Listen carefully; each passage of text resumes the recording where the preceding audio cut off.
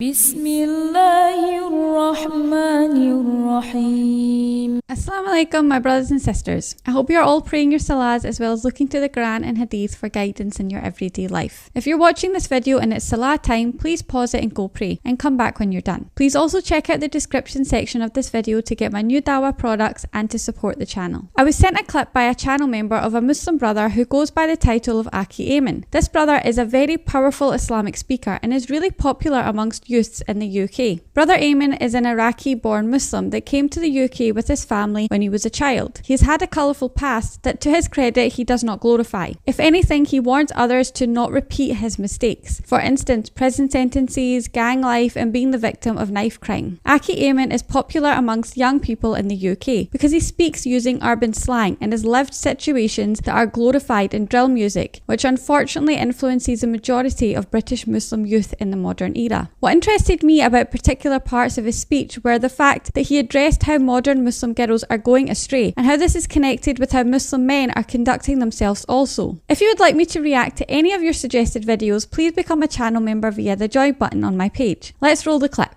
When the ayah of hijab came down, women were running, Akhi, running to grab anything just to cover their hair, Akhi.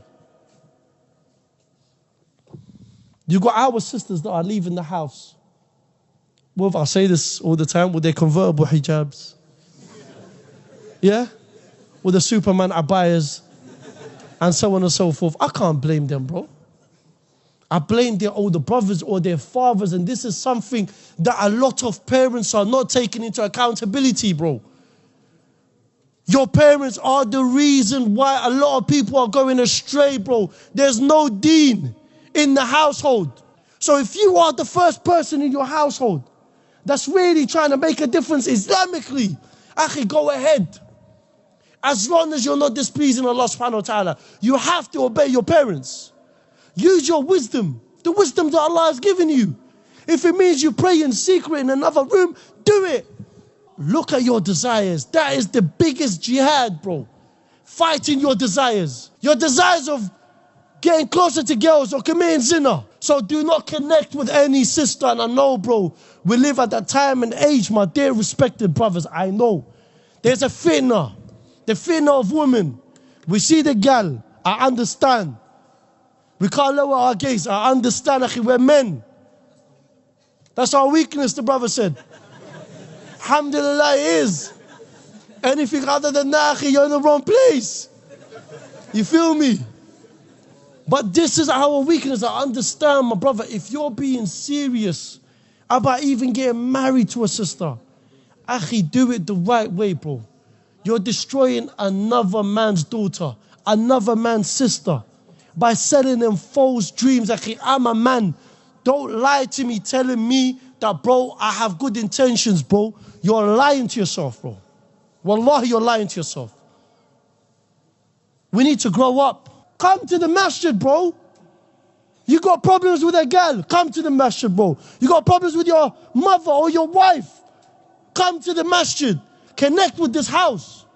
Sometimes I might joke around about a second wife, a third wife. Akhi, don't worry. This is just the desires talking, bro. But I can never do it, bro. I'm only brave like this outside the house. Can't talk like that in front of the wife.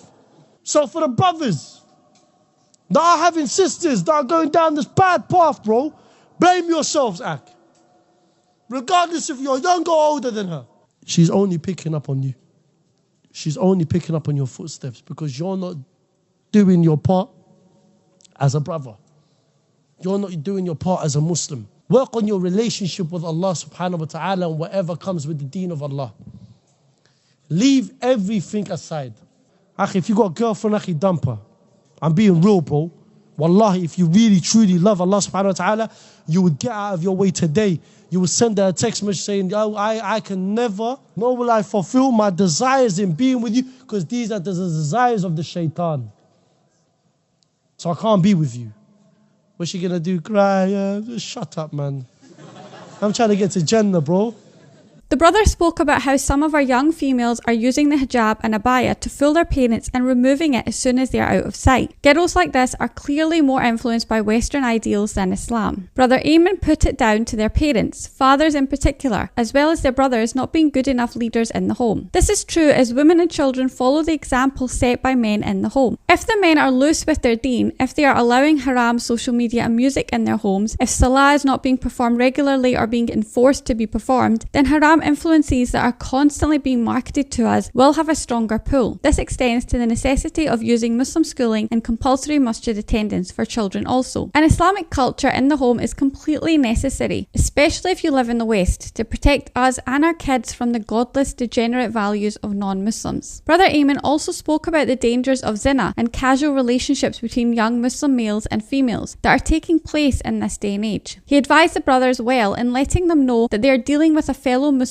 daughter or sister, and for them to either stop the haram completely or get married and do things in a halal manner. I really respect what he said here, and it shows he values Muslim women. Teenagers need an immense amount of guidance, and if the seeds of Islamic values have not been planted in their minds from a very early age, it's difficult to turn things around, especially in their rebellious teenage years. However, not all hope is lost, and the situation can be turned around. That is why my husband and I created a Muslim fellowship for Western Muslim parents, so we can help them tackle these problems as a community and provide a vast network and a support system for our fellow Muslim parents in order to raise our children as good Muslims despite us living in the West. Links to join are in the description. Let's give Akhi Ayman some credit. He was honest enough to say that although he could have more than one wife in Islam, personally he doesn't want to. He was even honest enough to admit it was more his desire telling him to do so, though I do hope he was joking about who wears the trousers in their household. Not all Muslim men want 2, 3 or 4 wives. Some can barely handle even having one. Though I think most men like the idea of multiple wives, but most likely for all the wrong reasons. In fact, Muslim men are actually encouraged to marry divorced women and single mothers in Islam, as it helps females who are struggling under these circumstances. First, the Quran does not give men the blanket right to have more than one wife. Polygyny is not a right, but a responsibility to ensure justice for orphans. What Allah had granted was in fact a restriction on an existing practice of that time, when men could marry as many wives as they wanted. Second, because polygyny is not a right, Allah placed conditions on its practice. This is an overriding concern for justice, and conditions are set to ensure that justice is done. Polygyny is permitted within the context of war and orphans. Polygyny is only encouraged by the Quran where it concerns oppressed or the orphans among women, if justice can be done by marrying more than one. If justice cannot be done by marrying more than one from among the oppressed class of women, then the Quran suggests monogamy as the only acceptable marriage bond in Islam. The man who wants to be polygynous must have the capacity to be fair and just to all his wives. This verse is a call for just conduct towards women, not a right for men to fulfill their lustful desires or their egos. And just treatment means more than a man's financial capacity to support more than one wife. He must be fair in all ways, including in the time, support and companionship he provides to his wives and children. If the man fears he cannot deal justly with all his wives, then Allah advocates that he should marry only one, as this will ensure equality. This is explicitly stated in the verse. Third, it is often forgotten that there was a socio-historical context within which the verse concerning polygyny was revealed. That context was a period of tragedy in Islam after the Battle of Uhud, when dozens of men from the still formative Muslim community in Medina had their lives taken in one day. Numerous women and children were left without support. To deal with this problem, Allah revealed a verse permitting men to be polygynous. Given the tragedy of the Battle of Uhud, Allah could have sanctioned the existing practice of unlimited polygyny, but instead, while allowing men to be polygynous, Allah restricted the number to 4. Unfortunately, in practice, the restrictions imposed in the Quran have often not been applied in the modern era, and the context within which the verse was revealed has been overlooked. Although it has been misused in some instances, polygyny can have, under certain circumstances, a valuable function. There may be other circumstances unrelated to war, individual circumstances, where marriage to more than one wife may be preferable to other available alternatives. For example, where the first wife becomes chronically sick or disabled. Also in cases in which a wife is unable to have children, while the husband very much wants them. Under Western laws, a man must either accept his wife's childlessness if he can or if he cannot. He must find a means of divorce in order to marry again. This could be avoided in some cases if the parties agreed on a second marriage. There are other cases where a marriage has not been very successful. Under Western laws, the husband cannot marry the second woman without divorcing the first. But the first wife may not wish to be divorced. She may no longer love her husband, but she may still respect him and wish to stay with him for the security of marriage, for herself and their children. Similarly, the second woman may not wish to break up the man's first family. There are certain cases such as this where both women could accept a polygamous marriage, rather than face divorce on the one hand, or an extramarital affair on the other. In the West, polygyny is only thought of as a backwards Islamic practice in the context of men being lustful and wanting a harem of gorgeous young girls for ego gratification, and not as a possible solution to some of the problems of Western society itself. And as a Western Muslim woman, it's not an easy religious ruling to come to terms with. However, when looked at through an Islamic lens and in context to how it can benefit women also, it makes it much easier to accept. Please like, comment, share, subscribe and turn on notifications, as I'll be posting new content daily. Jazakallah. Allahu Akbar, Allahu Akbar, Allah.